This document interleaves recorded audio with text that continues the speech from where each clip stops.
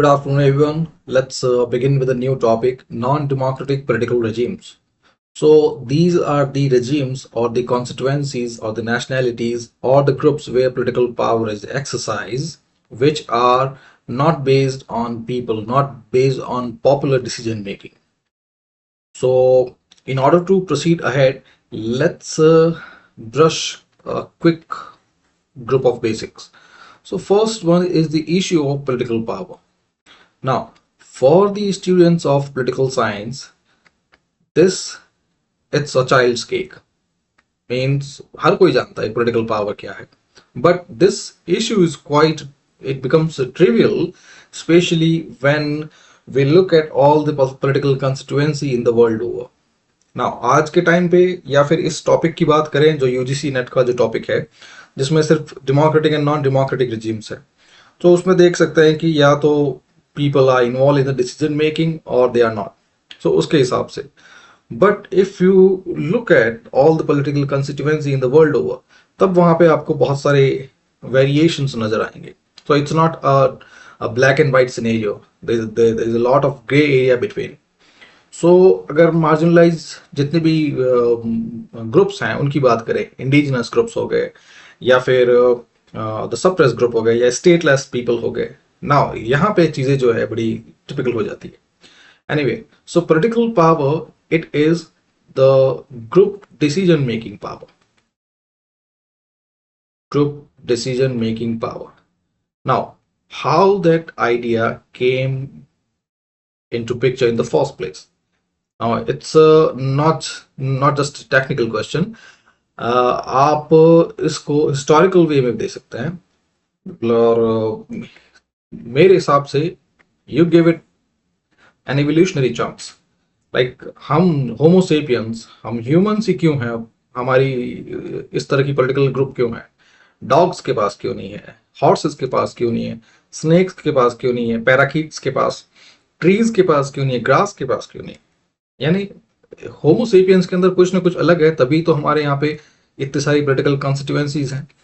तो वो ये है, what make humans evolve in such a manner is the thing that we are social in nature, quite social in nature, and then we adapted. So these were the two things. Now बाकी चीजें जो है वो या तो molecular genetics में चली जाएगी या एंथ्रोपोलॉजी में, उसको नहीं देखते. We stay restricted to the political sphere. So this socialization, it has been hallmark of our generation, of our species, Homo sapiens. और यही शुरू से बहुत पहले के टाइम से, like the time we separated from the mammals, mammals के बाद primates से जो लाइन चली आ रही है उसमें this socialization, it has been a hallmark. और इसी की वजह से we have made such a leap, such a giant leap. Like एक सिंपल सा एग्जांपल दें, अगर if you compare dogs and humans around the stone age time. So stone age में कोई भी स्टोन ले लेते हैं, कोई भी स्टोन एज ले लेते हैं, मीजोलिथिक ले लेते हैं. मीजोलिथिक मतलब मिडल स्टोन एज, आपके काम का नहीं है बट फिर भी ध्यान रखने के लिए. So mesolithic age, it was around 12,000 BC. All right, उसी टाइम पे we started domesticating dogs. All right. अब मीसोलिथिक के टाइम में we lived in a semi-sedentic lifestyle. Semi-sedentic means कुछ टाइम पे हम जो है ग्रुप्स में, केव्स में या फिर ऐसे ही टेम्पररी सेटलमेंट में रह रहे थे, and then whole group moved on. इस तरह से हमारी जो फॉरेजरी जनरेशन है या फॉरेजरी लाइफस्टाइल है, एक्सप्लोरेटरी लाइफस्टाइल है, इट कैप्ट ऑन. और कुछ ग्रुप्स जो है they stayed settled at particular location for a long time. So उसी सेटलमेंट की वजह से ही आज जो है हमारी जनरेशन एक सेटल पॉपुलेशन में, आज हमारे खुद के घर हैं, प्राइवेट प्रॉपर्टी है, तो वो कंसेप्ट यहाँ से शुरू हुआ था. सो इट्स नॉट दैट कि मैं आपको आउट ऑफ द क्यू कुछ बता रहा हूँ. अब political science जो है, well, I teach anthropology, but at the same time I also teach political science, and many of my students ask me, why do you like this subject so much? So I tell them the political science, it takes in everything, that is helpful. Means there is no barrier, there is no boundary or limit to what can be included in political science. आज हम जो है कोविड-19 pandemic की वजह से we are studying about RNA, ribonucleic acid, and उसके पहले we started studying about antimicrobial resistance, AMR, and next थोड़े टाइम बाद में पॉलिटिकल साइंस के अंदर जो पब्लिक हेल्थ पॉलिसी के और भी बहुत सारी चीजें जो है वो भी इसके अंदर इंक्लूड होती जाएगी. सो political science has a touch with all the important, all the necessary subjects, all other disciplines.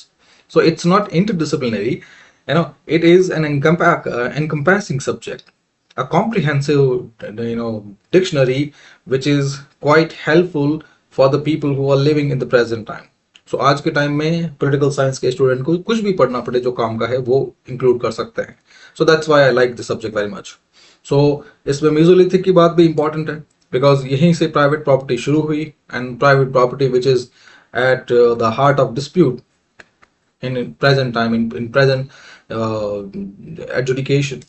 Anyway, तो मीजोलिथिक में उस टाइम पे सेमी लाइफस्टाइल थी. देन कोई आज की जो सोसाइटी है उससे मिलता जुलता कुछ भी नहीं था. वी वर हंटिंग गैदरिंग, फिर कुछ फिशेस जो है वो यहाँ से पकड़ ली, कुछ थोड़ा बहुत डोमेस्टिकेशन वगैरह हो गया, कहीं पे कोई पैच ऑफ लैंड जो है उसको क्लियर करके थोड़ी बहुत जो भी वाइल्ड सीरल्स है वो उगाए, और इस तरह से लाइफ चल रही थी. और उसी टाइम पे डॉग्स भी हमारे साथ आ गए. फिर इन 12,000 में अब देखिए हम कहाँ पे हैं एंड डॉग्स कहाँ पे हैं. So you can clearly see the difference. Means dogs में कोई मतलब फर्क आया नहीं है एक्सेप्ट सम बायोलॉजिकल चेंजेस, और ह्यूमन में there has been a leap of cultural changes, that from being a semi-nomadic Homo sapiens who was foraging here, exploring here, hunting and gathering and fishing in still water, now we have traveled a long journey, and today the age, AI, space, cosmos, from microcosm to astronomy, जो भी जितना भी आप देखते हैं, जितने हमने progress की है. सो ये जो लीप जो है हमारी, ठीक है, ये हमारी शुरू हुई थी सोशलाइजेशन से. और सोशलाइजेशन में इसी टाइम पे वी स्टार्टेड मेकिंग ग्रुप्स. फिर यही ग्रुप धीरे धीरे बड़े होते गए. उन्हीं बड़े ग्रुप जब होते गए तब it was quite necessary to make decision. Certain people, they started having a more say, because the survival of the group or even the progress of group was very necessary. So ye had the idea of political power, that it is about the group, the progress and survival of the group, and that's the ultimate incentive or reward for gaining political power. यही example हम contemporary time में देख लेते हैं. So today India is a bigger group, a large group. So उस large group में दो चीजें हैं, प्रोग्रेस एंड सर्वाइवल. सो अगर ये दोनों इंसेंटिव्स नहीं हो तो पॉलिटिकल पावर का केस ही नहीं आया. कोई मतलब ही नहीं है कि अगर हम हमारे पास सर्वाइवल का कोई आइडिया नहीं है and we do not want to get ahead. So it's not only the nation in general. I'm talking about every individual. हर कोई जो है अपनी लाइफ में कुछ बेटर करना चाहता है. So वो सब आइडिया जो है they are amplified at the group level, and that's how nations are formed, and that's how decisions are made, and that is the heart of political power. Now, अब India के case में people are making decisions because we have given chance to everyone from outside, from inside and outside. India के भी rulers हैं, जो local indigenous rulers हैं वो भी हुए, देन फॉरेन रूलर्स भी आए, and we have seen succession, a series of such rulers. और उसके बाद डिसीजन हमारा यही है कि पावर हमारे पास रहेगी, किसी और के पास नहीं. बट जो फाइनल से है उसका, जो फाइनल पर्पस है to keep power, is to ensure survival and progress of the group. Now same चीज नॉन डेमोक्रेटिक पॉलिटिकल रिजीम्स में आती है. So group is still there and the thing, ये जो इंसेंटिव्स जो हैं वो भी सिमिलर है, survival and progress. But then यहाँ पे सर्वाइवल एंड प्रोग्रेस वो ग्रुप की जगह किसका है, वो उस नॉन डेमोक्रेटिक टाइप में है. If it is patrimonialism, it means it is survival of the royals. Then if it is fascism, then it is the survival of that fascist leader and his ultra nationalist rhetoric. Fair, if it is about bureaucratic authoritarianism, so it is about the technical, the economic survival of country and their own incentives. So ये है. जैसे military dictatorship है, so it is about survival of military. And in non-democratic political regimes, the survival of individual, it often hits, if it often is sacrificed at their own individual aspirations. Now let's move on to the first type, patrimonialism. So patrimonialism has a root word at its center, patron. So the relationship is about personal loyalty.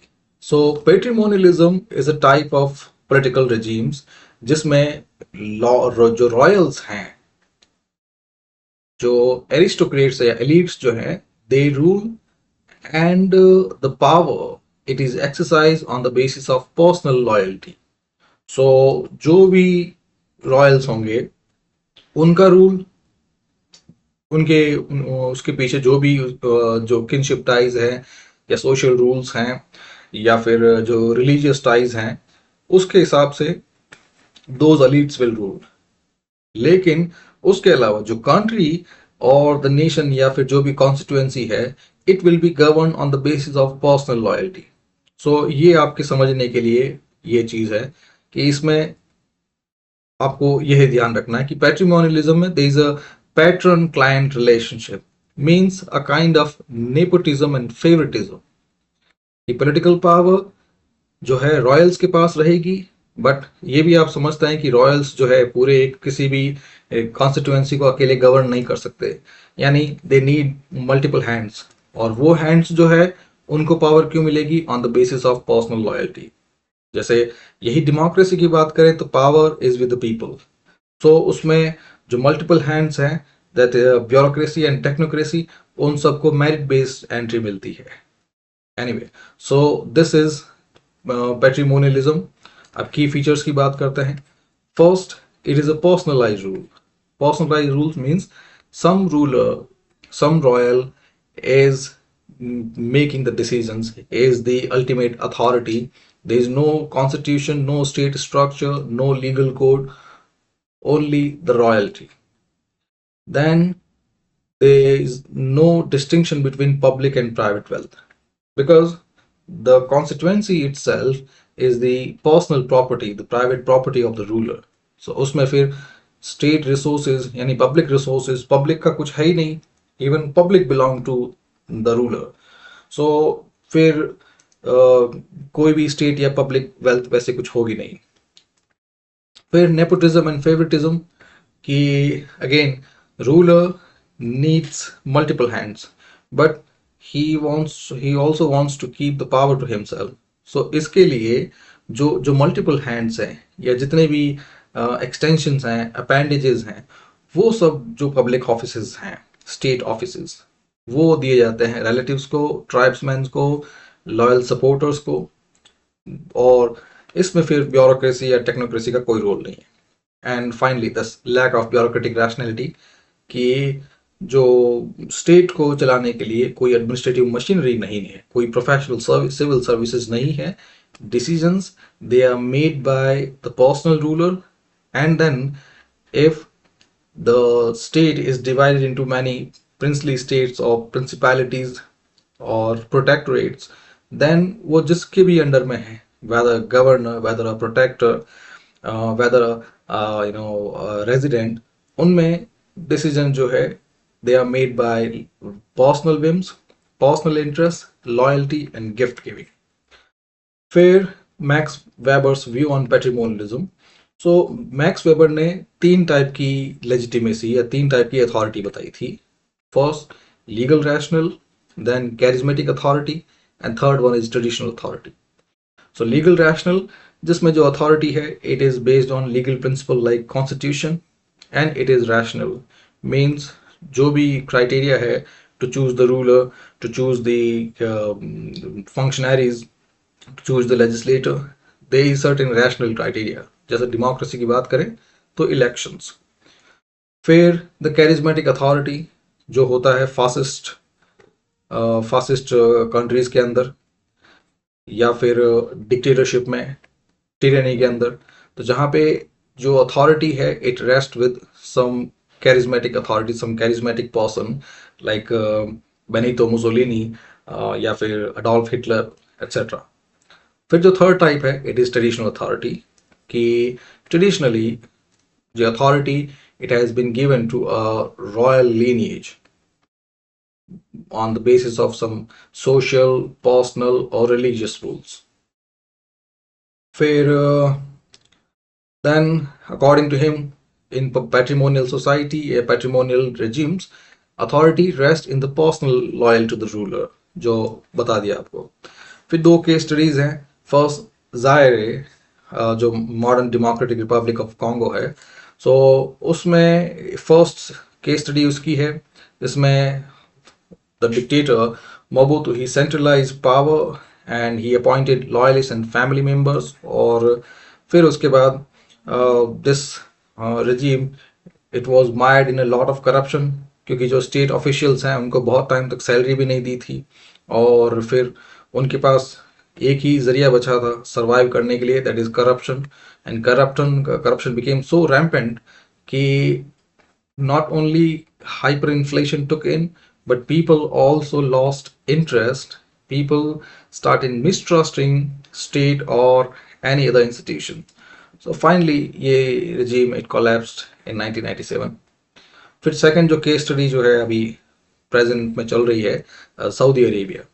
So Saudi Arabia is also a patrimonial state, even though it has adorned a neo-patrimonial outlook, means it has institutionalized its political regime, but power अभी भी जो है वो royal लोगों के हाथ में, the house of Saud, the ruling family के हाथ में ही है। सो इसमें जितने भी स्टेट पोजीशंस हैं, the minister, governors, military chiefs, so जो इंस्टीट्यूशनलाइजेशन की बात की वो ये है कि the state it has been given, Saudi Arabia has been given a more modern a shape of modern state with a modern institution, with modern military and modern weaponry, but जो authority है वो अभी भी ये royal family members के पास में ही है और बाकी जितने भी प्रोटेक्टोरेट, जितने भी एक्सटेंशंस हैं, they work on the personal loyalty of the rulers. फिर the source of that authority, tribal tradition, शरिया law and loyal to the king. फिर अब बात करते हैं neo patrimonialism in the modern world. So ये है कि मॉडर्न वर्ल्ड के अंदर भी बहुत सारी सोसाइटीज, बहुत सारे political regimes, they are showing signs of neo patrimonialism in which the state authority it is centralized in some hand, and then this centralization it takes a form of primogeniture inheritance, means it takes a form of ruling family or a kind of monarchy, अगर आप उससे ज़्यादा समझें तो आजकल बहुत सारे state जो है वो they are turning towards a form of monarchy. Monarchy means एक सिंगल रूलर एक पॉलिटिकल कॉन्स्टिट्यूएंसी को गवर्न कर रहा है। तो उसमें जो modern political scientist like John Francois Medard and Richard Joseph, they have analyzed neo-patrimonialism. So in which Mather he described patrimonialism as a private appropriation of public office, and Richard Joseph he coined the term prebendalism। अब ये दोनों चीज़ें मैंने इसलिए जोड़ी है क्योंकि UGC के कुछ PYQs में देखें इसमें कुछ पॉलिटिकल साइंटिस्ट या कुछ स्कॉलरली रिमार्क्स के बारे में क्वेश्चंस हैं। सो इसीलिए ये चीज़ ऐड की है ताकि अगर क्वेश्चन इस टाइप से आ जाए कि who coin the term prebendalism, then you get it. Otherwise ये वही बात कर रहे हैं जो अभी तक आपको समझाई है। Anyway, next proceed on to the next type, bureaucratic authoritarianism. So bureaucratic authoritarianism is a mix of two terms, ये दोनों ही हैं, bureaucracy and authority. So जैसे है नाम से ही जाहिर हो रहा है, the authority it rests with the bureaucracy. So it's a modern form of authoritarianism जिसमें military rulers and civilian technocrats यानी military chiefs and bureaucrats दोनों मिलके एक स्टेट, एक पॉलिटिकल कॉन्स्टिट्यूएंसी चलाते हैं। स्पेशली उनका रूल तभी आता है when there is a crisis, political और economic crisis. So these this nexus between military chiefs and bureaucrats, first it comes during the time of economic or political crisis, and then they have a priority in mind, first economic stabilization and administrative efficiency.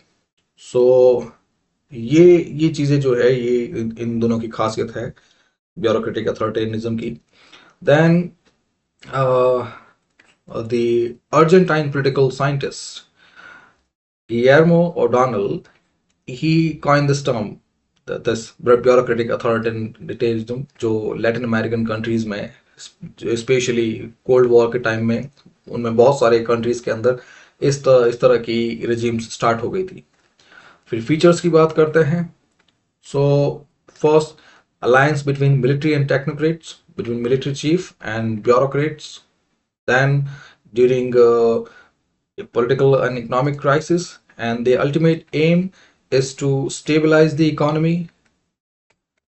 economic stabilization, and second, to provide administrative efficiency. So ये दोनों है, और पूरे chapter बाकी इसमें ज़्यादा कुछ इसमें देखने लायक है नहीं है। Second, politically they are neutral. Bureaucrats and military chief are already politically neutral, so there isn't any political ideology, and since उनका focus है economic stabilization and efficiency, so जो जितने भी other political voices हैं उनको कोई space मिलता नहीं है। marginalized voices जो हैं they almost they are pushed on the margins of losing their voice। फिर डिसीजंस जो होते हैं वो टोटली रैशनल होते हैं, बट पोलिटिकली चार्ज, पोलिटिकल कह सकते हैं पोलिटिकली वॉइसेस जितने भी हैं दे आर सप्रेस्ड। फिर सेकंड ये है suppression of democratic institution. So BA, bureaucratic authoritarianism, it can work only if it curtails or eliminate all forms of democratic institutions. So जो elections हैं या फिर judicial and quasi judicial authorities जो है, all of them they are suppressed, civil liberties they are severely restricted। So आपको बताया कि ultimately उनका एम जो है economic stabilisation and bureaucratic efficiency है। सो ऐसे में they will not care about any other thing. So all political, legal, civil aspect they are removed from the picture, or they are severely restricted.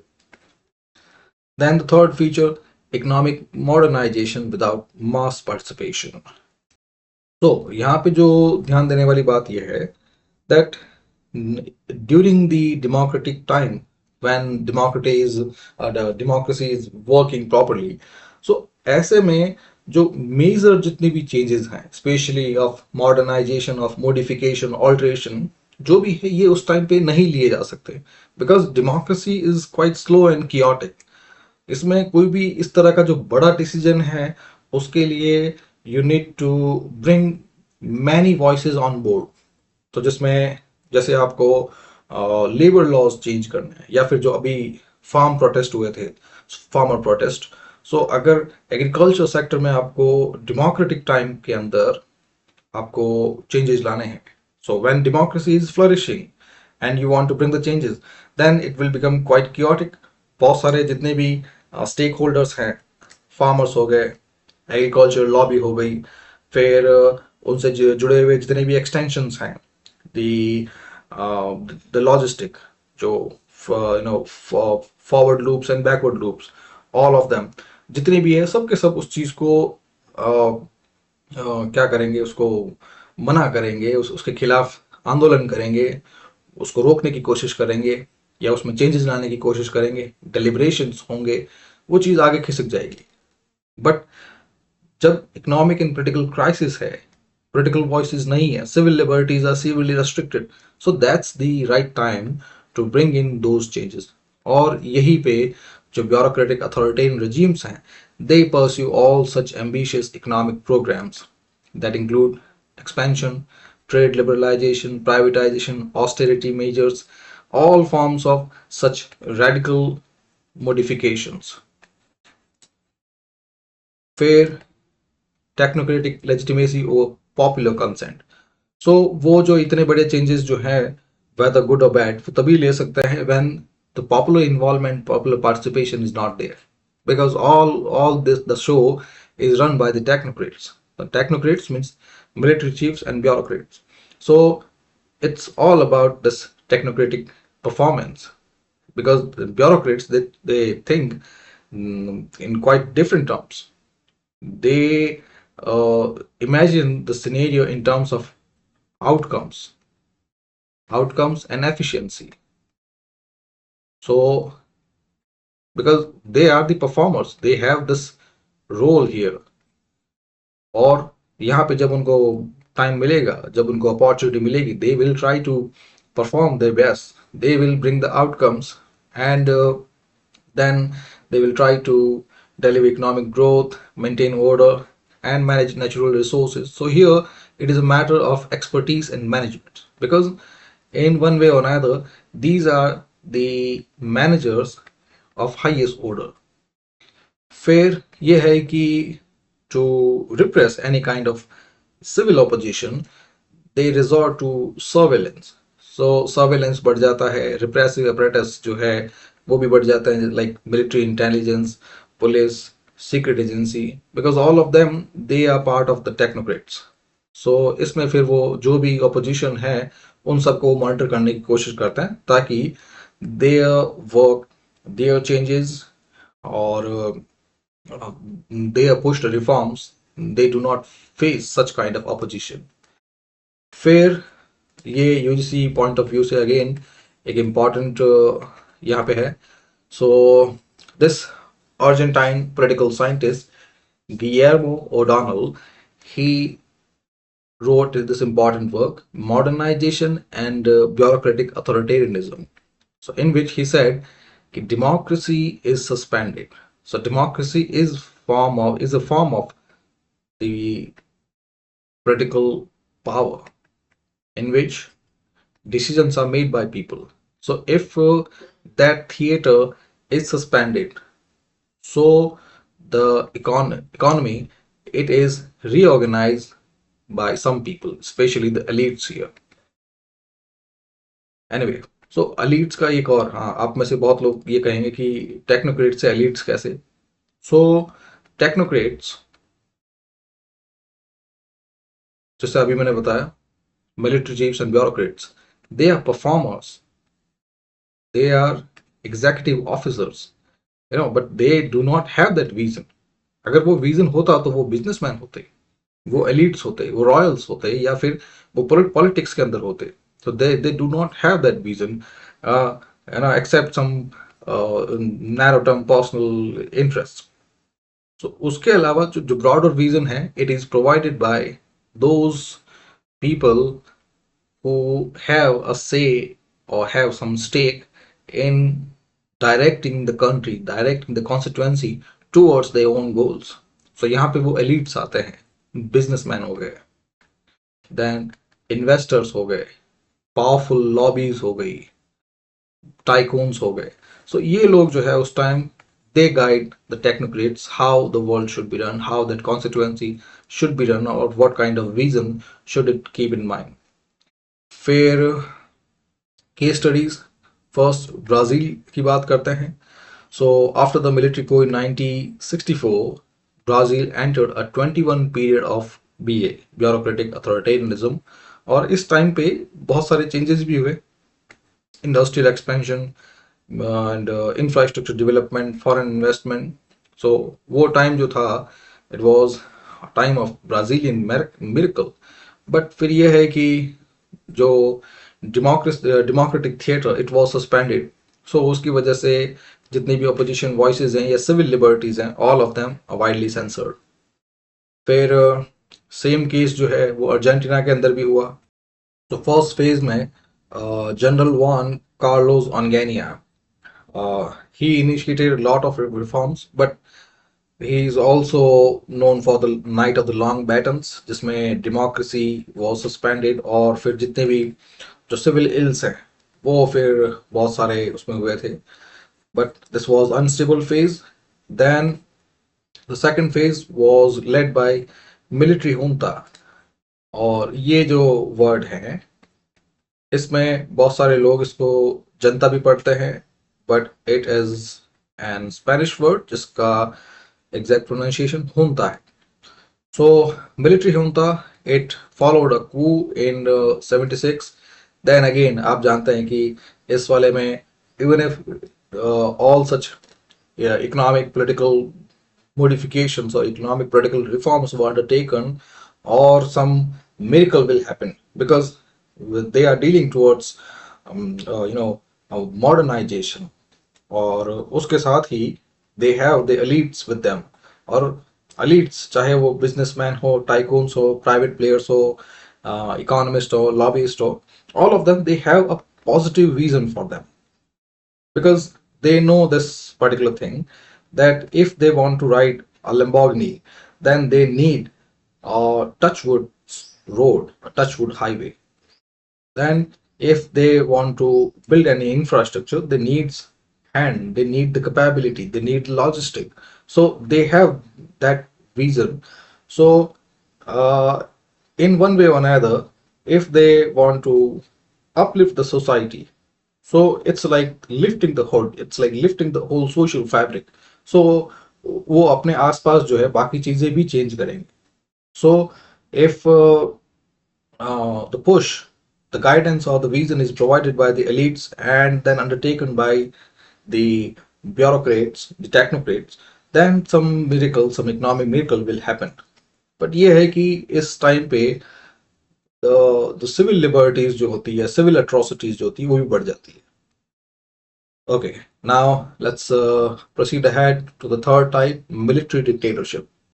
So military dictatorship is a kind of authoritarian rule जिसमें military takes over the direct control of political constituency, and it usually follow through a coup d'etat.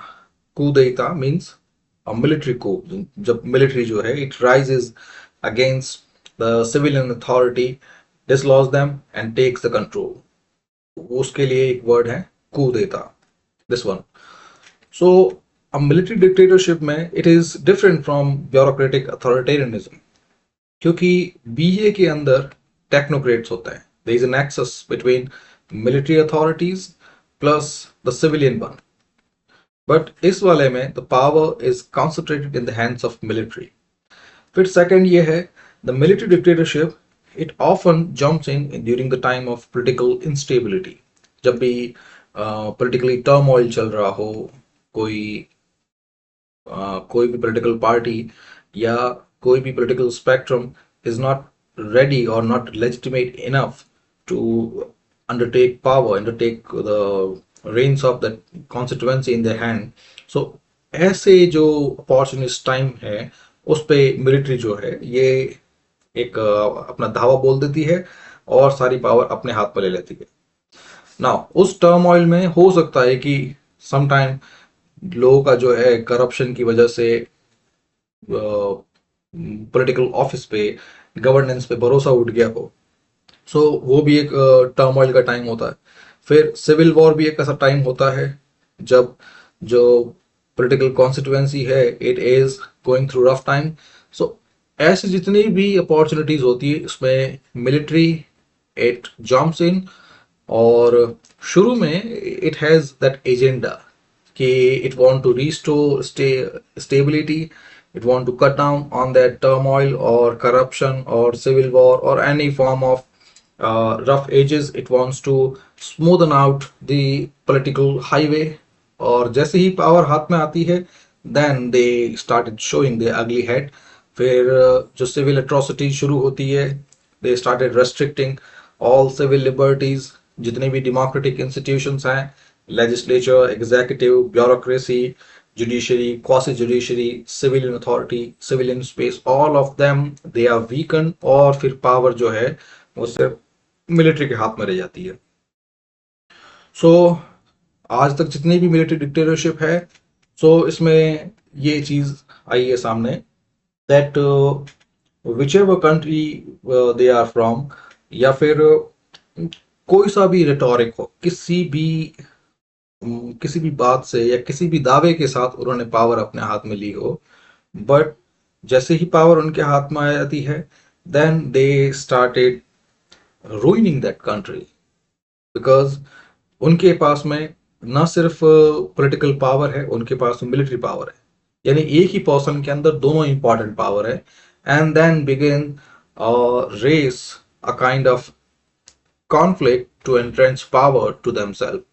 और फिर इस conflict में दे stoop very low. They try to undermine all forms of authority, all forms of civilian space.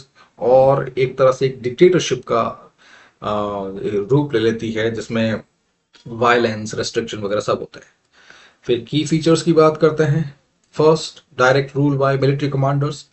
कि जो civilian political institution है, bureaucracy, legislature, civilian space, civil society, all of them they are marginalized or they are severely restricted.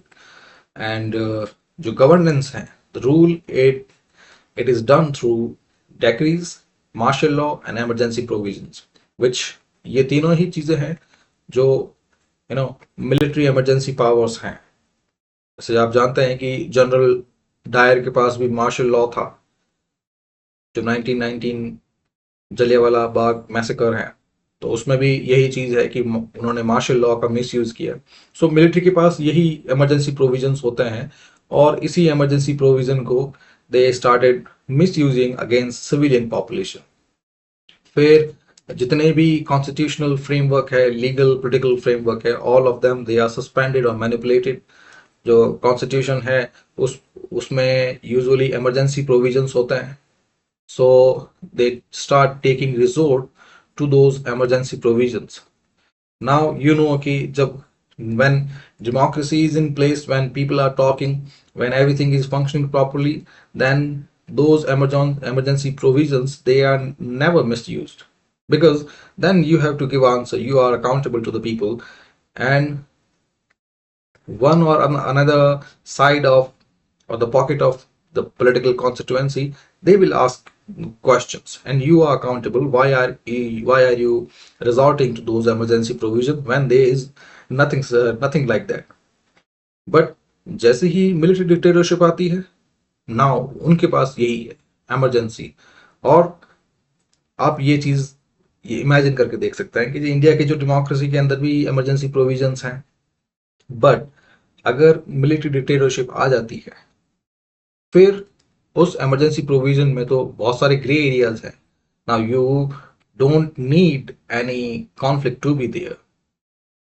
अगर आपको जितने भी emergency provisions हैं like article 352, article 356, article 360, ये तीनों इमरजेंसीज हैं. उसके अलावा जो भी मार्शल लॉ है, लाइक यही सेम आर्टिकल 35 के अंदर है. फिर अब इसमें ग्रे एरियाज बहुत सारे हैं, क्योंकि अगर सिविलियन अथॉरिटी है ही नहीं है, अकाउंटेबिलिटी नहीं है, तो फिर जो भी उन कॉन्स्टिट्यूशन में उस लाइन में लिखा हुआ है उस चीज को क्रिएट करना, कोई आर्टिफिशियल क्राइसिस क्रिएट करना कोई बड़ी बात नहीं है. और इवन जब अकाउंटेबल ही नहीं है, तो अगर क्राइसिस ना भी है तो भी तो आप इमरजेंसी लगा सकते हैं. आपके हाथ में पावर है, कोई चैलेंज करने वाला है नहीं. अगर आप चैलेंज करेंगे तो you have the military, you have the surveillance apparatus. So इसमें यूजुअली जो है वो कॉन्स्टिट्यूशनल फ्रेमवर्क का मिस यूज करते हैं, इमरजेंसी प्रोविजन का. Then constitution is manipulated, rewritten, जिसमें वो प्रोविजंस जो ऐड किए जाते हैं जिसकी वजह से उनको इम्यूनिटी मिल जाती है, यानी they try to tamper with the constitution. Now you know कि जब डेमोक्रेसी होगी, then people are accountable, legislators are accountable, they cannot make any changes in the constitution, क्योंकि constitutional changes के लिए they need deliberation, they need the will of people। पर military rulers जो है, अगर वो बंदूक की नोक पे अगर कॉन्स्टिट्यूशन के अंदर कुछ भी लिखते हैं, वो खुद को ही इम्यून बना लेते हैं, तो बनाए ना बनाए कॉन्स्टिट्यूशन तो वैसे ही फेल हो गया। But then they resort to such tactics. फिर ये चीजें तो है ही है। when political opposition is not there, civil dissent is not there, any form of political space वो खत्म ही कर देते हैं जब मास सर्वेलेंस, सेंसरशिप, इम्प्रिजनमेंट, इसकी वजह से अगर कोई भी पॉलिटिकल वॉइस अगर है ही नहीं, या जो थोड़ी बहुत भी है, they are diffuse, they are muffled. So ऐसे में पावर उनके पास ही रहेगी। So it's like a vicious cycle कि उनके पास वेपन्स हैं, उनके पास मिलिट्री है, then they suppressed all forms of political violence, people are jailed, people are executed, mass surveillance is there, so they have entered a self-serving cycle। it's a kind of hypocrisy कि यहाँ पे this military, it has subjugated all forms of political, legal and social aspect। सब कुछ उन्होंने अपने under में डाल दिया है ना। अगर ये चीज है ही नहीं, फिर उसके अंदर they are making changes in the constitution, they are trying to win the will of people by suppressing them. So ये आप हाइपोक्रेसी देख रहे हैं। They want people to legitimize the military rule, but then when people ask question, they are executed. So ये एक तरह से एक कह सकते हैं एक रिलीजियस हाइपोक्रेसी भी ऐसी होती है। Anyway, the next feature, militarization of bureaucracy and economy. So एक तरह से they militarize the whole nation, the whole state the political organ. So जितने भी पोलिटिकल ऑर्गन्स हैं, all of them they are subjugated. और यहाँ पे जो सब्जुकेशन है, it takes the form of militarization. Militarization इसलिए क्योंकि स्टेट इज ऑलरेडी देयर, यानी ब्यूरोक्रेट्स विल बी देयर, जितने भी गवर्नमेंट सर्वेंट्स हैं वो there, doctors will be there, school चलती रहेगी, जितनी बाकी प्रोविजंस हैं वो चलते रहेंगे, पीडब्ल्यूडी अपना काम करती रहेगी, पानी जो वाटर वर्क्स जो है वो अपना काम करते रहेंगे, बिजली विभाग वाले अपना काम करते रहेंगे। बट द टॉप जो पोस्ट हैं, द हाईएस्ट एशलेंस, जो हाईएस्ट अलीस जो हैं, वो पोस्ट जो है वो वहां पे इनको मेरिट बेस्ड ब्यूरोक्रेसी को देने की जगह they give it to retired military officers. So retired military officers या जो रिटायर्ड लॉयल ऑफिसर्स होते हैं उनको।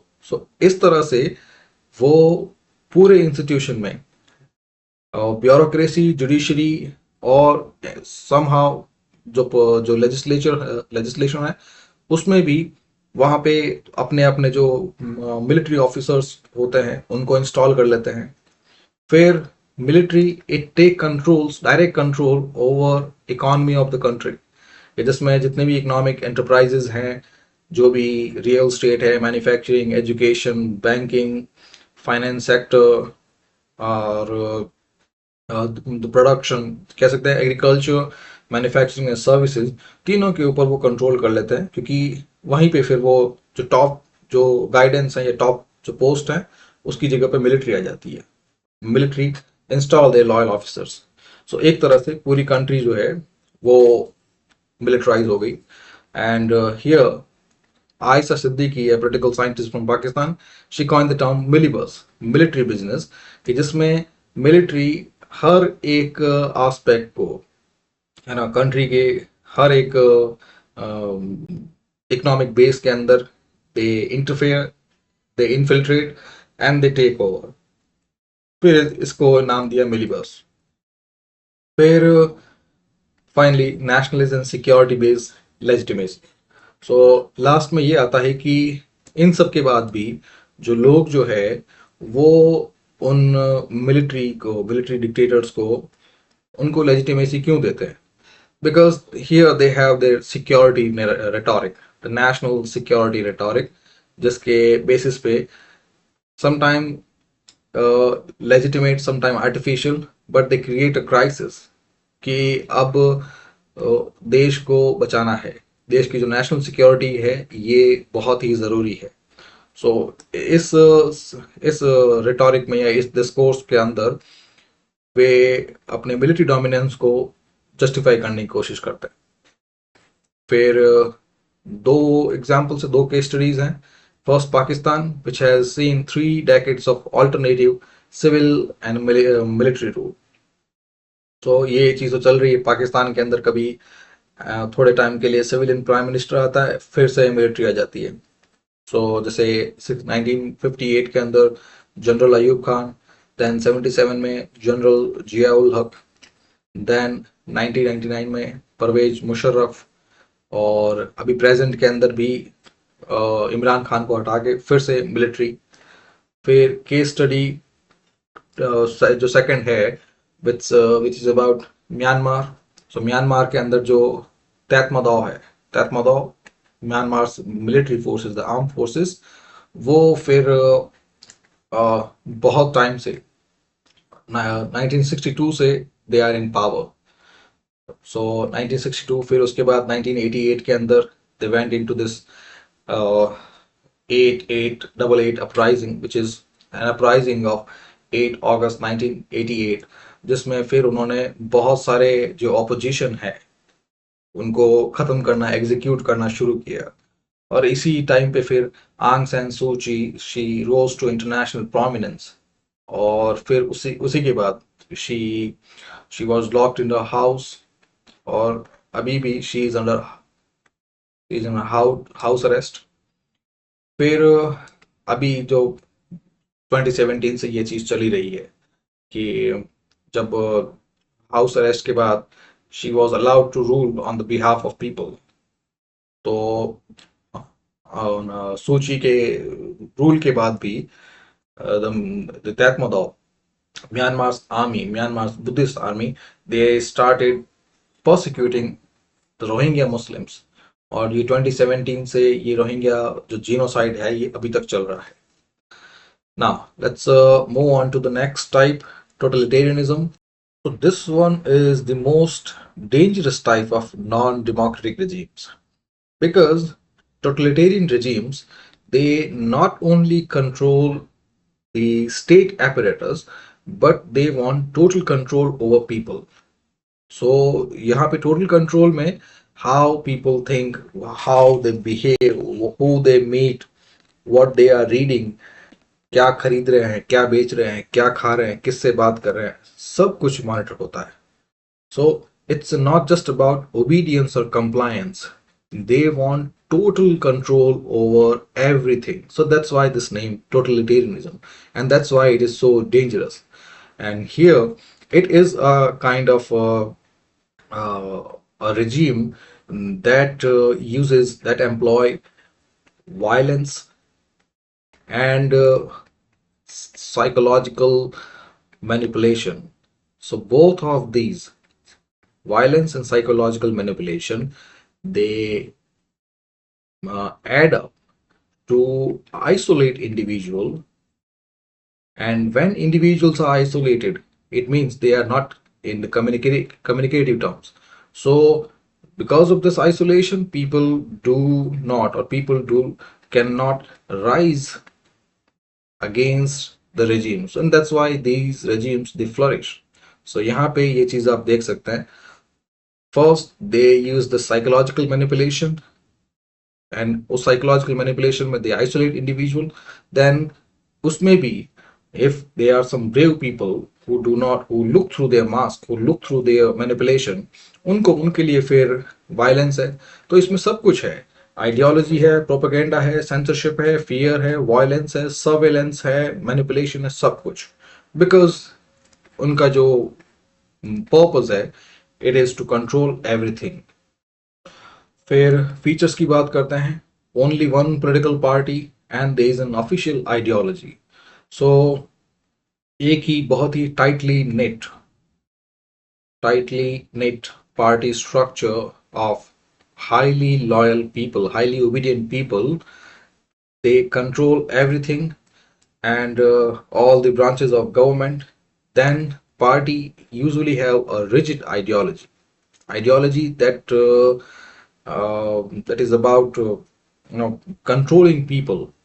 So अगर सिंपल टर्म्स में कहें कि तो ये जो इनकी आइडियोलॉजी होती है, political ideology, it is the psychological manipulation at the national level, और साइकोलॉजिकल लाई कह सकते हैं, मैनिपुलेशन की जगह psychological lie at national broader level.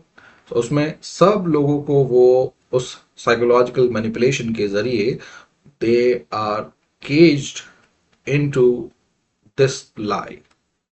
और फिर देन उसमें अगेन अगर कोई उस लाई को, उस झूठ को, उस मैनिपुलेशन को if they call out, then they are considered dangerous, they are eliminated.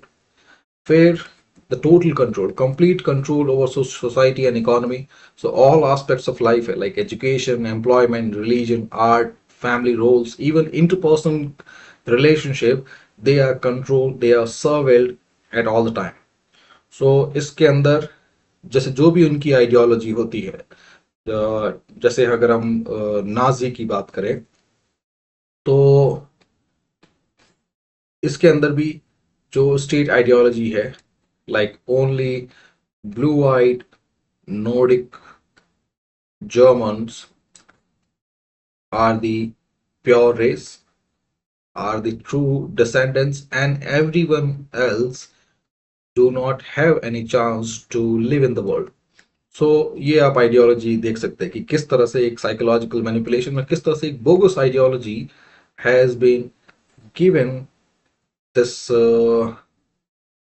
this hyper nationalist character, और people buy such ideology because यहाँ पे ये जैसे मैंने बहुत ही ब्रॉडर लेवल पे बताया है आपको, इसके अलावा इसी आइडियोलॉजी में बहुत सारी चीजें हैं कि फर्स्ट इसमें they consider that the Jews and all such people who are not of the pure race, they are the main problem, they are the creatures, they are the enemies that must be wiped out, they are the source of their curse।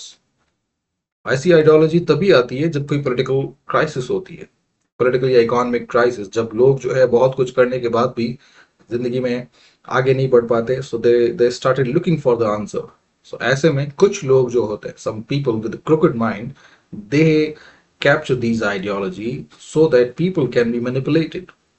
और people जो है उस time पे they want the answers कि आखिर उनकी problem जो है वो कैसे आगे बढ़नी चाहिए। तो फिर वो यहाँ पे इस तरह की आइडियोलॉजी लाते हैं। फर्स्ट एक टारगेट लेके आते हैं ताकि जो भी हेल्ड अप टेंशन है लोगों के अंदर, जितना भी गुस्सा है, ये उस उस तरफ मोल्ड के, उस तरफ डायरेक्ट किया जा सके। एंड सेकंड, ये चीज जो है ये इसलिए भी है that people's attention can be diverted. फिर उसके साथ थोड़ी एक दो आइडियोलॉजी और होती है, like the true nationalism, true German identity, इस तरह से। अल्टीमेटली जो मेन पर्पस है इज टू कंट्रोल पीपल। सो फिर उसके लिए इस आइडियोलॉजी में when they manipulate sufficient number of people, तो फिर हर चीज को उस फॉर्म में, उस शेप में आइडियलाइज करना चाहते हैं, जिसमें दे रीराइट हिस्ट्री, दे रीराइट एजुकेशन। से अगर जर्मनी की बात करें तो वहाँ पे जो कार्टून्स होते थे या फिर जो ये हिस्ट्री बुक्स होती थी, उन सब के अंदर भी ये यही नैरेटिव यूज किया था कि Jews are the wild creatures, Jews are the enemies, Jews are the termites, Jews are the curse of this country. फिर यही चीज एम्प्लॉयमेंट के टाइम में जितने भी ऑक्यूपेशनल साइट्स हैं, रिलीजन है, लिटरेचर है, हर एक के अंदर वही चीज। और उन सब का एम ये नहीं था कि लोगों को उस डायरेक्शन में लेके जाना है। एम ये था कि लोगों का अटेंशन पूरी तरह से डाइवर्ट करना है, ताकि लोग जो है पूरी तरह से इसी में जाए, सच ना देखें। क्योंकि जब सच देखेंगे तब उनको समझ में आएगा कि इट्स जस्ट मैनिपुलेशन। यही सेम चीज जो है ये रशिया के अंदर भी हुई थी, स्टालिन के रेजिम्स में। और उसके लिए एक नॉवेल है जॉर्ज ऑवेल का, जिसमें ही talk about big brother. Big brother it's like a surveillance network जो लोगों के हर एक मूवमेंट को ट्रैक कर रहा था। फिर they resort to propaganda and mass indoctrination. Mass indoctrination means mass brainwash. So they started brainwashing people because first we we human we become hopeless when things do not work in our favor. Means ऐसा होता है। Now उसके reasons बहुत सारे हो सकते हैं। Sometimes the reasons are personal, sometimes reasons are out of our control, but that hopelessness is there. और उस होपलेसनेस के अंदर when we have our emotional defenses unguarded, जब हम अपने इमोशंस को कंट्रोल नहीं कर पाते, when our emotions take hold over us, then it becomes कि we are a fresh target, we are vulnerable to emotional manipulation. So it's quite simple to think it in psychological terms. When we become hopeless, then our emotional guards, our mental capacity is down, our defenses are down. And when defenses are down, then it means we are vulnerable. And when we are vulnerable, our emotions take hold of us. When emotions take hold of us, it means we are not controlling ourselves, but our emotions do. And इसका मतलब है कि हमारे ऊपर control emotions का है। तो emotions control कर रहे हैं, इसका मतलब है कि कोई भी कर सकता है। सो यहीं पे उसी टफ टाइम में ये emotional manipulation, psychological manipulation, it gives it gets a massive boost. So इसी टाइम पे जो मास इंडोक्ट्रिनेशन है, क्योंकि मास इंडोक्ट्रिनेशन के अंदर इसका जो फर्स्ट ही जो पर्पस है, it is to direct people's emotions, to give people answer. Means if you get the mood of society, जैसे नाजी जर्मनी की बात करते हैं, so after first world war Germany had to pay the reparations. When Germany had to pay the reparation, its important economic areas like Ruhr area and its mineral belt, its coal belt, all of them, they were divided among the victors, among the European powers. और Germany के पास कुछ नहीं बचा, भिखारी की तरह बना दिया। और उसके बाद में इट हैड टू पे मैसिव रेपरेशंस, बहुत सारा पैसा उसको चुकाना था। और उस पैसे को चुकाने के लिए Germany started printing money at uncontrolled pace, uncontrolled printing of money. And बाकी आप समझ सकते हैं, any economy, it works on the principle of money, supply and demand. जो supply and demand equilibrium है of money, it lies at the heart of economy. Now अगर आप उस सप्लाई को बहुत ज्यादा बढ़ा लेते हैं, तो इसका मतलब है कि the demand will be affected and ultimately the price of money will be affected. So ये है कि जब बहुत सारा पैसा जब जब प्रिंट होने लग गया, सो जो मनी की वैल्यू है वो बहुत कम हो गई। यानी पहले 100 रुपए किलो अगर सब्जी आ रही है, वेजिटेबल्स आ रही है, नाउ अब रेपरेशन पे करने के लिए the German economy it started printing lot of money. तो उसकी वजह से the demand principal it could not hold in consonant with the supply, so the value of money started going down. So अब ये है कि money supply, sorry, value of money goes down, यानी अब ये वेजिटेबल 100 रुपए किलो की जगह 1000 रुपए किलो हो गई। फिर और टाइम पे जब हाइपर इन्फ्लेशन लंबे टाइम तक रहती है, तब ये अब हो गई 10 लाख रुपए किलो।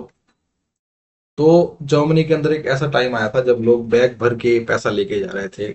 इवन जो कचरे वाली जो जो हैंड कार्ट आती है, वो हैंड कार्ट भर के पैसा लेके जा रहे हैं, और थैला भर के सब्जी लेके आ रहे हैं। सो ये हाइपर इन्फ्लेशन की सिचुएशन हो गई थी। सो वो टाइम बहुत ही बेकार था जर्मनी के लिए। हाइपर इन्फ्लेशन के साथ अनएम्प्लॉयमेंट भी बहुत बहुत ज़्यादा बढ़ गया था, क्योंकि अब आप समझ रहे हैं, अब आपको 1 किलो सब्जी के लिए 10 लाख रुपए लेके आने हैं। तो वो सिचुएशन अनएम्प्लॉय के लिए तो अनइमेजिनेबल है कि, है ना, 200-300 रुपए कहीं से जुगाड़ करने हो तो कोई बात नहीं, 10 लाख रुपए कहाँ से जुगाड़ करें। सो ऐसे में the people, they were looking for answers, they were, they were fed up, the emotions were at the breaking point. So ऐसे में they needed something, some answer to direct the emotions, और यही आंसर्स ये उनको मिले इस psychological manipulation से। फिर इस मास इंडोक्ट्रिनेशन के अंदर फिर यही है कि ऐसे में जब लोगों के इमोशंस जनरलाइज हो गए, they have been given the answer, and people prefer simple answer, simple and straightforward answer, that who are the enemies? Jews. What is the purpose of state? To serve Nazi Germany. What is the who is the supreme ruler? Führer. इस तरह से, तो इस तरह से propaganda शुरू हुआ। Then उसके बाद लोग जो है टोटलिटेरियन रिजीम्स के अंदर, दे आर कॉन्स्टेंटली सर्वेल, ताकि बहुत सारे लोग तो उस साइकोलॉजिकल मैनिपुलेशन को मानते हैं, उसको बिलीव कर लेते हैं, लेकिन still they are few smothered voices जो, है ना, उस सर्विलेंस को देख लेती, समझ समझ लेती है। सो इसके लिए ऐसी कोई भी वॉइस है, कोई भी डिसेंटिंग वॉइस है, उनको कॉन्स्टेंटली मॉनिटर किया जाता। इवन इस वाले फेज के अंदर ये हो गया था कि लोगों के घर, उनके मूवमेंट का, खाना पीना, जो हस्बैंड वाइफ के बीच में रिलेशंस हैं, वो तक मॉनिटर होते, कौन क्या खरीद रहा है, कौन किससे बात कर रहा है। और इवन जैसे यहाँ पे ये सिंपल क्वेश्चंस जो यहाँ पे पूछे गए, तो किसी से पूछा गया कि who are the state enemies. So अगर उसने ज्यूस या कोई भी जवाब नहीं दिया, या जवाब देते हुए हकला गया, या जवाब देते हुए उसकी आंखें जो है उसके अंदर वो गुस्सा नहीं दिखा, then he is done for. और ऐसे लोगों को फिर इकट्ठा करके they were went into the gas chambers. So जो अरेस्ट है, एक्सटर्मिनेशन है, एग्जीक्यूशन है, बहुत ही कॉमन हो गई। Fear, psychological fear, it became quite common.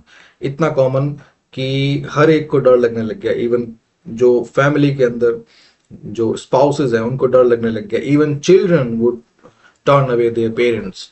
सो इस तरह से ये टोटलिटेरियन रिजीम्स का एक बहुत ही खराब टाइम था। फिर जब इंडिविजुअल फ्रीडम की बात करें तो इट वॉज कंप्लीटली नल। फिर एग्जाम्पल देखते हैं। नाजी जर्मनी का एग्जाम्पल दिया, only Nazi party, state control everything, totalitarian regimes, then promoted Aryan racial superiority, जो भी आपको बताया, blue Nordic Aryan, blue eyed Nordic Aryan. और फिर गस्तापो एंड एसएस, ये दो सीक्रेट पुलिस जो थी, they started hunting for Jews, Roma, all other groups, all dissenting voices, all opposition, हर कोई, all with an iota of different thought। हर कोई जो उस रजीम से किसी भी किसी भी तरह से संतुष्ट नहीं था या एग्री नहीं था, अगर उसके अंदर एक ब्लिंक का भी डाउट हुआ, then they were sent to the gas chambers. फिर सेकंड जोसेफ स्टालिन में भी यही चीज है जिसका मैंने आपको बताया था, जॉर्ज ऑवेल का नॉवेल है। सो फिर इसके स्टालिन के अंदर एक ही कम्युनिस्ट पार्टी, 5 ईयर प्लान है और इसकी भी सीक्रेट पुलिस है। देन जिस जिस तरह से यहाँ पे Nazi he became a cult, इस तरह से स्टालिन भी एक कल्ट बन गया था और दोनों के अंदर ही सेम सिमिलर चीजें। फिर डेंजरस क्यों है? क्योंकि they erase everything, what remains is manipulation, that psychological manipulation, वही बचता है, बाकी सब कुछ इज डन फॉर, सब कुछ इज इरेज्ड, हिस्ट्री इरेज कर दी जाती है, thought, thinking, you know, personal life, even aesthetics, सब कुछ कंट्रोल कर लेते हैं, minds and lives of people. So people live in fear, history is rewritten, किसी भी तरह का decent, even an iota of dissent means death, and even family member may betray each other. तो ये एक जो अभी आपको बताया था, that totalitarian regimes they thrive in isolation. और वो isolation कैसे आता है? जब they are constantly monitored, constantly surveilled, and they cannot go anywhere. And then the mutual mistrust कि even their family members can turn them in, या turn against them. So इस mistrust की वजह से they isolate themselves. So isolation is favored by totalitarian regimes, और isolation is favored by any forms of psychological manipulation. क्योंकि आप देख रहे हैं जिस भी तरह का साइकोलॉजिकल मैनिपुलेशन होता है, लाइक आप जो जितने भी डिप्रेसिव सिम्टम्स होते हैं या नार्सिसिज्म होता है या जिस भी तरह का साइकोलॉजिकल मैनिपुलेशन आप देखते हैं डिस्फंक्शनल फैमिलीज के अंदर, that psychological manipulation it will isolate you at one point of time, because that is the manipulation, that the ultimate aim of the manipulation is to make the lie right. According to it, lies are right, lies are the only thing that people should see, and truth is murder. So if you raise voice against it, then you are going to be isolated, because in that isolation, first you are hidden from public view, people are not going to listen to you, so their lies can never be discovered. So ये एक चीज होती है. Now next, fascism. Now fascism is an extreme right-wing political ideology. अब इसके अंदर कुछ चीजें हैं. First, war. Second, nation first. Then third, leader. And fourth, the enemy. ये चार चीजें हैं जो फासिज्म को दूसरी आइडियोलॉजी से अलग करती है. तो होता ये है, उनके according the nation is at risk, the state, the culture is at risk. जैसे इंडिया में भी आपने सुना होना, जब बीजेपी पावर में आई थी तब हिंदू खतरे में है. सो ऐसे ही हर जगह पे, मैं सिर्फ ये बीजेपी के बारे में बात नहीं कर रहा हूँ, इवन वर्ल्ड में जितनी भी right wing countries, right wing political parties आई हैं, so all of them they have the same rhetoric that the nation और their great culture is at risk. Then to win it back, they must go to war. War is necessary. Heroism is necessary. They glorify war and nation. Then the leader is the solution of their problem. Leader will make the nation great again. So, अब आप समझिए मैं किसकी बात कर रहा हूँ? Donald Trump की. Make America great again. So यहाँ पे they glorify war. They want the revival of country, and then they say कि डोनाल्ड ट्रम्प और नरेंद्र मोदी या यायर बोल्सोनारो या फिर विक्टर ओबान, ये all of them, they are the saviors, they are the ultimate leaders, and then they create an enemy, usually the minorities, कि these people, they are the problem. जिस तरह से totalitarian regimes के अंदर उसमें भी यही होता है, दे क्रिएट अ टारगेट जिसमें लोगों का गुस्सा जो है, because people want to fight अब फाइट किसको करना है? जैसे इंडिया के केस में तो उनके पास है कि first there is a Pakistan, so the war emergency is always there, and then there are minorities, all kind of minorities, and they must go to war with them to earn their nationality back, to earn their culture back. और ये काम कौन करेगा? Their dear leader. फिर America की बात करें, so again उनके पास माइनॉरिटी की जगह दे हैव द इमिग्रेंट्स.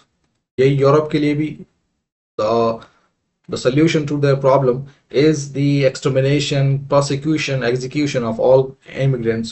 अमेरिका के लिए भी the African American, the Asians, the Indians, all of them, they that are taking away the jobs of American, they are the threat, they are the problem. So ये चीजें होती है. Now key features की बात करते हैं. First, ultra nationalism and myth of national rebirth. So according to them, the nation has fallen from past greatness, and the fall has been facilitated by of fall has been made possible by certain enemies. So India के case में they talk about that Hindu rule, and then because of the arrival of Muslim rulers, Delhi Sultanate and the Mughals, उसके बाद से problem आनी शुरू हुई. The nation must be revive, और यहाँ पे फिर the nation is first, ultra nationalism, and then they want to give rebirth to the nation. यही अमेरिका में या यूरोपियन कंट्री में immigrants are the problem, and then they use all kind of propaganda, symbols, myths and ritual. Where fascist regimes are usually anti-liberal and anti-communist. They do not believe in any kind of political or economic ideology, all forms of ideology, or the ideology, it is the authoritative. Yani the ruler and his charismatic ingenuity is the ultimate authority. So जैसे जो liberal democracy है उसको तो वो reject करते ही है, because liberal democracy होगी then they will not go to this length कि ये एनिमीज हैं अपने जो माइनॉरिटीज को या इमिग्रेंट्स को, उन सब के लिए इन ये जो वायलेंट रास्ता जो है या मैनिपुलेशन है उसकी तरफ नहीं जाएंगे. They will find a certain compromise, a well deliberated, well negotiated way, and then they do not go for communism or socialism, because communism के अंदर state control होता है, private property नहीं होती. So वो दोनों ही जो ideology है, major ideology, उन दोनों को reject करके they come up with their own authoritative one, single party authoritarian rule. फिर there is a cult of leader, क्योंकि a charismatic leader represent the true will of the nation, and that leader will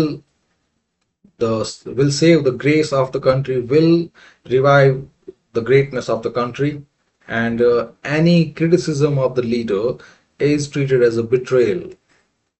फिर glorification of war and violence, जिसके अंदर मिलिट्राइज youth organisation, मास rallies, arm squad, ये सब जो है ये होती है. फिर जो मिलिट्री वैल्यूज है लाइक डिसिप्लिन, सेक्रीफाइस, हायरार्की, क्योंकि यही था वॉर एंड वायलेंस. जो हमारी हिस्ट्री है जो हम पढ़ते हैं उसके अंदर वॉर एंड वायलेंस ही है, बिकॉज हिस्ट्री के अंदर we do not read about individual lives.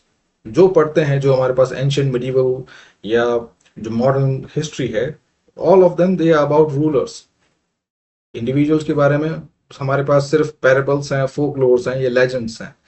सो उसी वॉर को वो इस ग्लोरीफाई करने की कोशिश करते हैं, इसी चीज को वो मैनिपुलेट करने की कोशिश करते हैं कि these are the military value that must be synthesize in individuals of this country, in the youth of country. जैसे इंडिया के अंदर भी आपने देखा है कि वो भगवा वाला जो चलता है, और जितने भी सॉन्ग्स वगैरह है वो भी इसी तरफ से they sacrifice, they bring that the ancient warrior values. But ये चीज जो है, the glorification of ancient warrior values and the true integration of them, they are two different things. Because the history that we read today, it is one part of a coin. One part भी नहीं कह सकते, a small part of a large history. Even warriors had their family. So everyone should have the discipline, the the regal and warrior kind of the persona that जो हम stoic में देखते हैं, stoicism होना चाहिए, that people should have that kind of fortitude. But यही stoic value या warrior values के अंदर सिर्फ ग्लोरिफिकेशन ऑफ वॉर नहीं है, वहां पे और भी बहुत सारी चीजें हैं. इट्स जैसे हम रेजिलियंस की बात करते हैं, जो साइकोलॉजिकल रेजिलियंस है, मेंटल टफनेस है, फोर्टिट्यूड की बात करते हैं, काइंडनेस की बात करते हैं, और सिविक वैल्यूज की बात करते हैं, तो all of them they form the part of the value kit of ancient warriors. So वो चीजें नहीं करते हैं, बट ये सिर्फ जो वॉरियर वैल्यूज जो हैं यही ग्लोरीफाई करने की कोशिश की जाती है.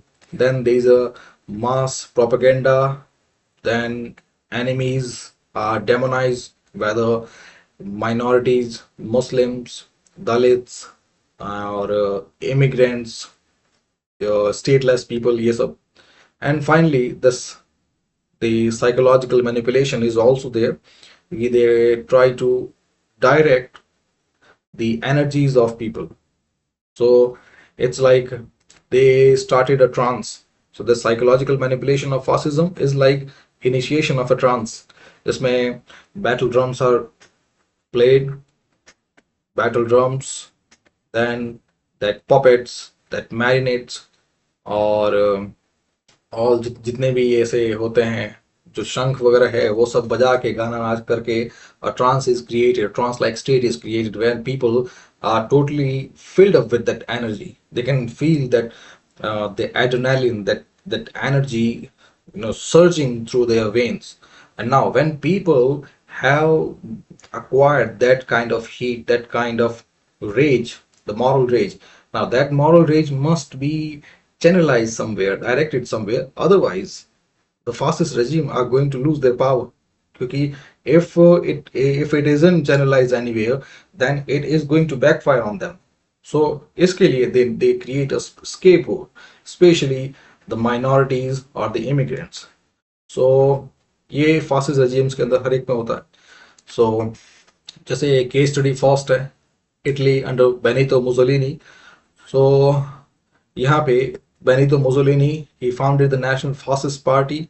Then he staged a march on Rome, where he pressured the king to appoint him as a prime minister, or finally concentrated power to himself. Then he established one party state and employed the black shirt, a kind of paramilitary, to intimidate people and control everything.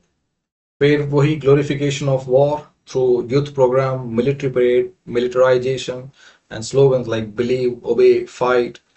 और इस तरह से ये first case study. फिर जो second जो है, फ्रांसोइस्ट Spain under Francisco Franco, इसमें यही सेम वही रिपीट टेलीकास्ट कह सकते हैं कि he abolished democracy and established himself as a military dictator. और फिर वही प्रोपेगेंडा, वही glorification of war, and a call for aggressive Spanish nationalism, and वही जो टारगेट जो हैं बास्क एंड कैटलन्स हैं. फिर की एकेडमिक इंसाइट्स ये देख लेते हैं, वही यूजीसी के लिए इंपॉर्टेंट है. So Roger Griffin he called it palingenetic ultranationalism. So palingenetic means it talks about the rebirth of a nation through war. So that's the meaning of this term, which is rebirth of nation through war. So यहाँ पे first they create this urgency that देश खतरे में है, हिंदू खतरे में है, America खतरे में है, यूरोप खतरे में है. And then they create a scapegoat कि खतरे में किस लिए है, माइनॉरिटीज की वजह से, इमिग्रेंट्स की वजह से, मुस्लिम्स की वजह से, इस वजह से. And then they glorify war they instill military values, instill military discipline in people, energize them, get them into a trance-like state, and that's how people are mobilized, and then they are targeted towards minorities. So it's a kind of psychological manipulation, or ultimately fascism or totalitarianism.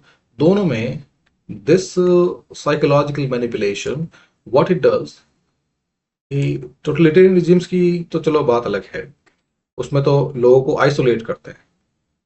इसके अंदर people are grouped together, so it's a murder of broad daylight, कि they are filled with rage. यहाँ भी mass indoctrination होता है, people filled with rage, और फिर उस रेज में they people themselves kill the minorities और जो भी escape course होता है. सो यहाँ पे जो फासिस्ट लीडर्स हैं, they do not take the blame to themselves, क्योंकि अगर वो ऐसा करेंगे, बिकॉज फासिस्ट लीडर के पास ऑलरेडी उनके पास मिलिट्री है, उनके पास एक पैरामिलिट्री स्टैब्लिश कर सकते हैं इस तरह से वो, but they usually employ people, they usually give people this this guilt, which is again a kind of psychological manipulation, guilt tripping, कि लोगों के हाथ से ही अगर माइनॉरिटीज मरवाते हैं, जैसे इंडिया के अंदर जो मॉब लिंचिंग हुई, यही सेम यूरोप के अंदर या अमेरिका के अंदर भी वहाँ पे इमिग्रेंट्स को, आउटसाइडर्स को, जो यहाँ से जितने भी कह सकते हैं जो नॉन वाइट्स हैं, उनके साथ जितने भी जो एट्रोसिटीज होती है, जो गन वायलेंस आप देख रहे हैं जगह जगह पे जो हो रहा है, मास इंडोक्ट्रिनेशन, वो यही है कि जब लोग खुद ही मारेंगे तब फिर जो उनकी गिल्ट ट्रिप होगी उनकी, और फिर उनको जब वो क्वेश्चन करेंगे वापस उन फासिस्ट लीडर्स को, तो वो क्वेश्चन करने लायक ना रहे. That guilt should eat them alive, eat them hollow. यही टोटलिटेरियन रेजिम्स में. सो यहाँ पे the people are not filled with rage. The people, they kill with the cold blood. People are murdered in cold blood. So यहाँ पे अगर German लोगों की बात करें, so Hitler himself did not kill 6 million Jews and other people. German people did. So यहाँ पे again वो psychological manipulation में वो guilt वाला जो है, कि people, they cannot question, they cannot make Hitler accountable for what he did, क्योंकि फिर जवाब में यही आएगा कि मैंने तो कहा पर किया तो आपने है, तो उस तरह से. खैर, तो सेकंड जो स्कॉलरली व्यू है from Umberto Eco, who gave several points about this eternal fascism. जिसमें there is a fear of difference, obsession with the tradition and culture, rejection of modernity, anti-intellectualism, and critical thinking of all kind are dissuaded, cult of heroism and war, death as a duty, fear selective populism, means real people are defined, enemies are defined, and newspeak means a manipulated language is used. So these are the features. And फिर उसके बाद ये PYQ insights हैं. So this has been a long lecture, और अब अभी कुछ समझ नहीं आया हो, और you want to engage, you want to ask, you want to share your personal opinion, personal thing, and any kind of conversation you want to engage yourself in, आप लोगों के पास कमेंट एंड कम्युनिटी सेक्शन दोनों है. And मैं बहुत बार कहता हूँ, make use of them. So this is it. Thank you.